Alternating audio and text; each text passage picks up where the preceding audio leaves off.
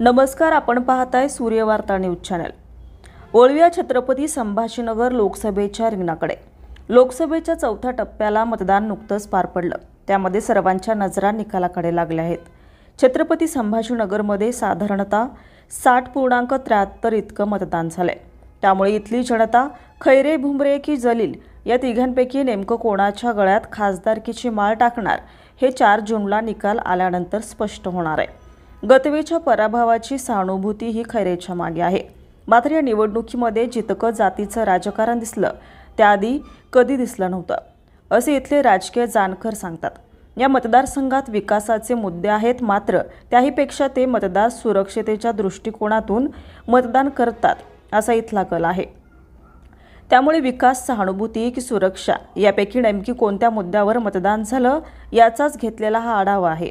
छत्रपती संभाजीनगर मतदारसंघाच्या आखाड्यात पहिल्यांदा 2 शिवसेना समोरासमोर आहेत।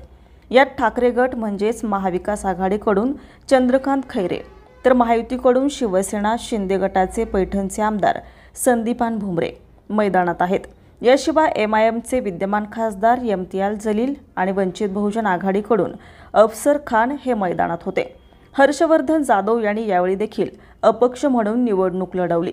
या सर्व चेहऱ्यांमध्ये मुख्य लढत ही शिवसेना शिंदे विरुद्ध शिवसेना ठाकरे गट यांचीच मानली जाते। ठाकरे आणि शिंदे यांच्या भांडणानंतर शिवसेना पक्ष शिंदे विभागाला गेले। मात्र चंद्रकांत खैरे यांनी उद्धव ठाकरेंची साथ सोडली नाही। ते एकनिष्ठ राहिले। हा एक सकारात्मक संदेश मतदानापुढे गेला।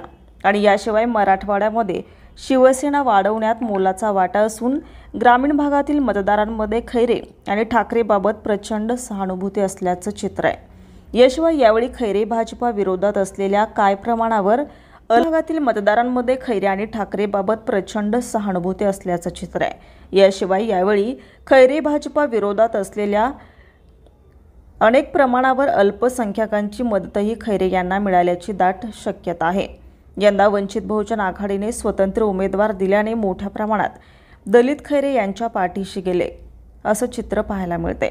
संभाजीनगर शहर, वैजापूर, गंगापूरमधून खैरे यांना लीड मिळेल, कारण या ठिकाणी उद्धव ठाकरे गटाची ताकद अधिक आहे। खैरे यांना सहानुभूती म्हणून अनेकांनी मतदान केलं, तर दुसरीकडे भुमरे हे देखील 4 टर्म आमदार आहेत। अनेक विकास कामे केली असून याशिवाय ते पालकमंत्री देखील आहेत। ग्रामीण भागातील असल्याने त्यांचं इथल्या मतदारसंघात विशेष रोजगार हमीची कामे आदी कामांचं वर्चस्व आहे। शिवाय भुमरे यांच्या पाठीशी भाजप आणि मोदींचा चेहरा आहे। ज्या पद्धतीने खैरेंना सहानुभूतीच्या जोरावर मतदान केल्याची संख्या आहे, त्याचप्रमाणे भुमरेंना विकासाच्या बाजूंना मतदान केलेल्याची संख्या देखील अधिक आहे। गेल्या काही दिवसांमध्ये मराठा आरक्षणाचा मुद्दा मराठवाड्यात मोठ्या प्रमाणावर गाजला।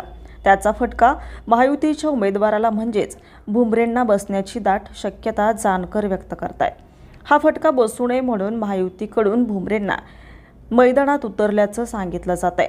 मात्र सध्या तरी मराठा समाजाची मतं विभागल्याचं चित्र आहे। मराठा समाजाचा काही भाग युतीकडे तर मोठा भाग महाविकास आघाडीकडे जाऊ शकतो असं चित्र मराठा आणि ओबीसी समाजात बऱ्याचपैकी त्यांनी स्वतःची जागा निर्माण केल्याचं चित्र आहे। छत्रपती संभाजीनगर मधील निवडणुकीत खैरे आणि भुमरे यांच्यातच टफ फाईट होणार आहे। जो कोणी उमेदवार विजयी होईल त्यांच्यामध्ये 5 ते 6 हजारांचा फरक असणार आहे असंही सांगितलं जाते। त्यामुळे इथले मतदार विकासाच्या मुद्द्यावरून भुमरेंना खासदार करण्यात, सुरक्षेच्या मुद्द्यावर की खैरेंना पुन्हा संधी देणार याचं चित्र 4 जूनला निकाल आल्यानंतरच स्पष्ट होणार आहे। मात्र आमच्या प्रतिनिधींच्या सर्वेनुसार जनतेच्या प्रतिक्रियेच्या विचारानुसार खैरे विजयी होतील अशी दाट शक्यता वर्तवली जाते। तर मंडळी, तरी पण हे याबाबत तुम्हाला काय वाटतं? छत्रपती संभाजीनगर लोकसभा मतदारसंघात कोण बाजी मारणार हे आम्हाला कमेंट करून नक्की सांगा। आणि असेच नवनवीन राजकीय बातम्यांसाठी सूर्यवार्ता न्यूज चॅनलला सबस्क्राईब करायला विसरू नका।